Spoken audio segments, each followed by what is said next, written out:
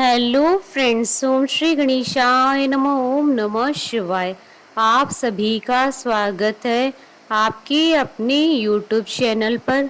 Friends, आज हम आपको इस वीडियो में बताने जा रहे हैं कि आषाढ़ मास की मासिक शिवरात्रि का शुभ मुहूर्त, पूजा विधि, पूजा के नियम, महत्व और मासिक शिवरात्रि की पौराणिक व्रत कथा और मासिक शिवरात्रि के दिन जीवन में सुख समृद्धि और सर्व कार्य सिद्धि के लिए किए जाने वाले उपायों के बारे में। फ्रेंड्स, वीडियो शुरू करने से पहले आपसे रिक्वेस्ट है, अगर आप हमारे चैनल पर नए हैं और आपने अभी तक चैनल को सब्सक्राइब नहीं किया है तो प्लीज़ सब्सक्राइब कीजिएगा चैनल को, साथ ही प्रेस कीजिएगा बेल आइकन को, जिससे नए वीडियो से रिलेटेड नोटिफिकेशन आपको तुरंत प्राप्त हो सके। और वीडियो पसंद आने पर वीडियो को लाइक और शेयर जरूर कीजिएगा ताकि सभी भक्तों को इस वीडियो का लाभ प्राप्त हो सके। और कमेंट बॉक्स में ओम नमः शिवाय जरूर लिखिएगा। प्रत्येक माह में कृष्ण पक्ष की चतुर्दशी तिथि को मासिक शिवरात्रि का व्रत किया जाता है। इस तरह से पूरे वर्ष में 12 मासिक शिवरात्रि आती हैं। हिंदू धर्म में मासिक शिवरात्रि का भी विशेष महत्व माना जाता है। शिवरात्रि का दिन भगवान शिव जी को प्रसन्न करने के लिए बहुत ही विशेष माना जाता है। इस दिन भगवान शिव और माता पार्वती जी की पूजा का विशेष महत्व होता है।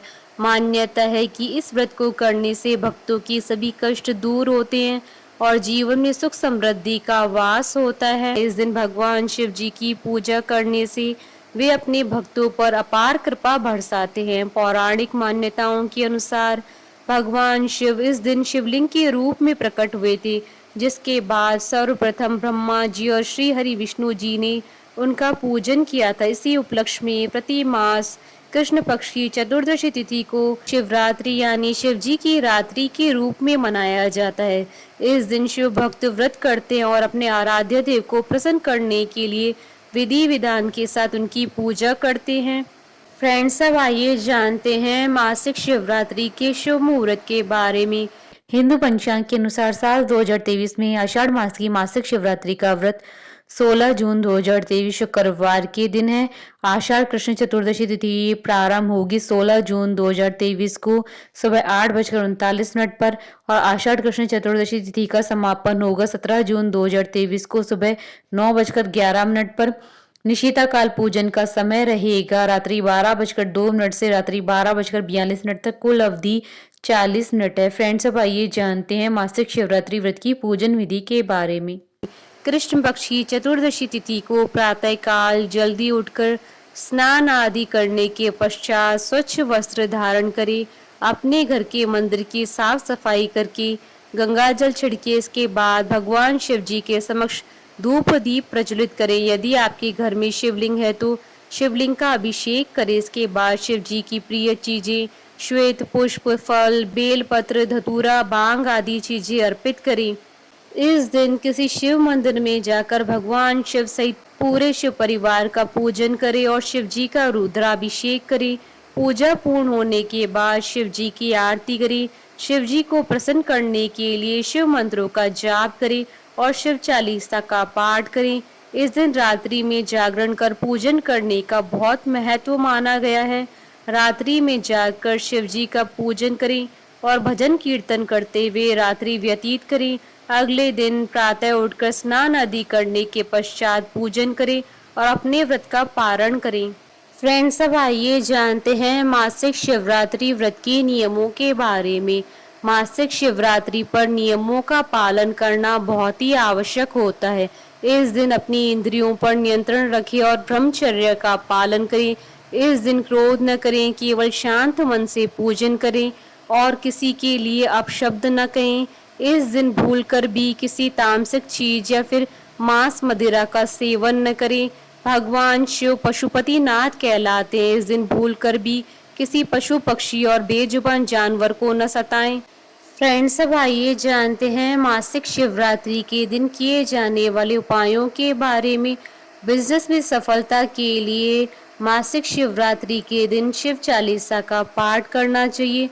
शिव चालीसा का पाठ करने के लिए भगवान शिव जी के आगे देसी घी का दीपक जलाएं और वहीं भगवान की तस्वीर के आगे बैठकर शिव चालीसा का पाठ करें। जीवन में तरक्की के लिए मासिक शिवरात्रि के दिन गाय के बछड़े को या बैल को अपने हाथों से हरा चारा खिलाएं। इस दिन शिवलिंग का अभिषेक करने से जीवन की सभी समस्याओं का अंत होता है और साथ ही भगवान शिव जी का आशीर्वाद प्राप्त होता है। यदि आप शनि दोष से पीड़ित हैं या फिर आपको शनि की ढैया या साढ़े साती के बुरे फल प्राप्त हो रहे हैं तो इस दिन भगवान शिव जी को काले तिल मिलाकर जल अर्पित करना चाहिए। साथ ही ओम नमः शिवाय मंत्र का जाप करना चाहिए।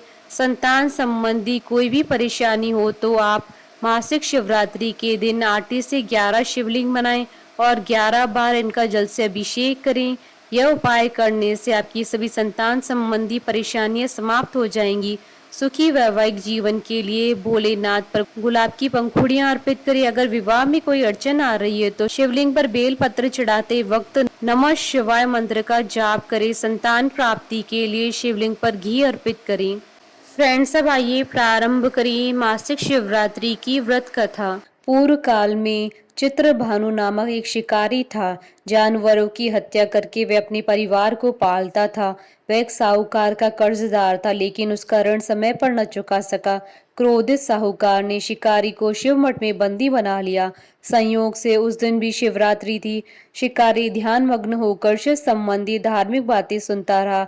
चतुर्दशी को उसने शिवरात्रि व्रत की कथा भी सुनी। शाम होते ही साहूकार ने उसे अपने पास बुलाया और ऋण चुकाने के विषय में बात की। शिकारी अगले दिन सारा ऋण लौटा देने का वचन देकर बंधन से छूट गया। अपनी दिनचर्या की भांति वह जंगल में शिकार के लिए निकला, लेकिन दिन भर बंदी गृह में रहने के कारण भूख प्यास से व्याकुल था। शिकार खोजता हुआ वह बहुत दूर निकल गया था। जब अंधकार हो गया तो उसने विचार किया कि रात जंगल में ही बितानी पड़ेगी। वह वन में एक तालाब के किनारे एक बेल के पेड़ पर चढ़कर रात बीतने का इंतजार करने लगा। बिलपत्र के नीचे शिवलिंग था जो बिलपत्रों से ढका हुआ था। शिकारी को यह पता न चला। पड़ाव बनाते समय उसने जो टहनियां तोड़ी थी वह संयोग से शिवलिंग पर गिरती चली गई। इस प्रकार दिन भर भूखे प्यासे शिकारी का व्रत भी हो गया और शिवलिंग पर बेलपत्र भी चढ़ गए। एक पहर रात्रि बीत जाने पर एक गर्भिणी हिरणी तालाब पर पानी पीने पहुंची। शिकारी ने धनुष तीर चढ़ाकर ज्यों ही प्रत्यंचा खींची। हिरणी बोली, मैं गर्भिणी हूँ, शीघ्र ही प्रसव करूंगी। तुम एक साथ दो जीवों की हत्या करोगे जो ठीक नहीं है। मैं बच्चे को जन्म देकर शीघ्र तुम्हारे समक्ष प्रस्तुत हो जाऊंगी, तब मार लेना।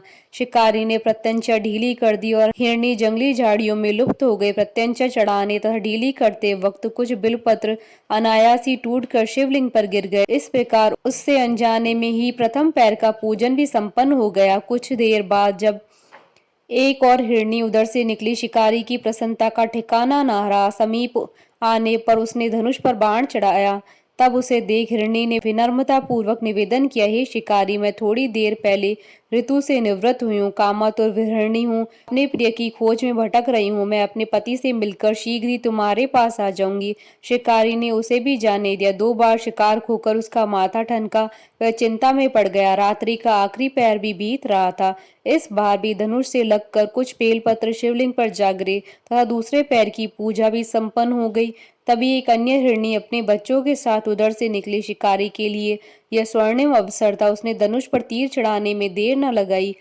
वह तीर छोड़ने ही वाला था कि हिरणी बोली, हे शिकारी, मैं इन बच्चों को इनके पिता के हवाले करके लौट आऊंगी। इस समय मुझे मत मारो। शिकारी हंसा और बोला, सामने आए शिकार को छोड़ दूं? मैं ऐसा मूर्ख नहीं हूं। इससे पहले मैं 2 बार अपना शिकार खो चुका हूं। मेरे बच्चे भूख प्यास से व्यग्र हो रहे हैं। उत्तर में हिरणी ने फिर कहा, जैसे तुम्हें अपने बच्चों की ममता सता रही है, ठीक वैसे मुझे भी है। हे शिकारी, मेरा विश्वास करो, मैं इन्हें इनके पिता के पास छोड़कर तुरंत लौटने की प्रतिज्ञा करती हूँ। हिरणी का दुख भरा स्वर सुनकर शिकारी को उस पर दया आ गई। उसने उस मृगी को भी जाने दिया। शिकार के अभाव में तथा भूख प्यासे व्याकुल शिकारी अनजाने में ही बेलपत्र के वृक्ष पर बैठा बेलपत्र तोड़ तोड़कर नीचे फेंकता जा रहा था। पांव फटने को हो गई और एक एक हष्ट पुष्ट मृग उसी रास्ते पर आ गया। शिकारी ने सोच लिया कि इसका ही शिकार वह अवश्य करेगा।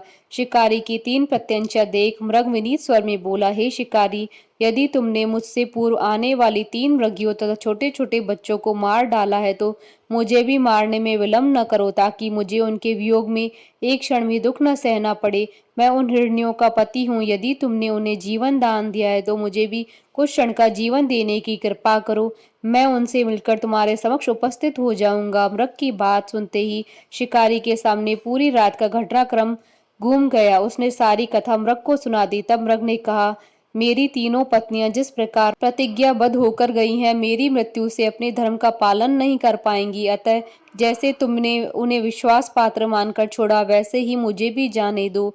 मैं उन सबके साथ तुम्हारे सामने शीघ्र उपस्थित होता हूँ। शिकारी ने उसे जाने दिया। इस प्रकार सुबह हो गई।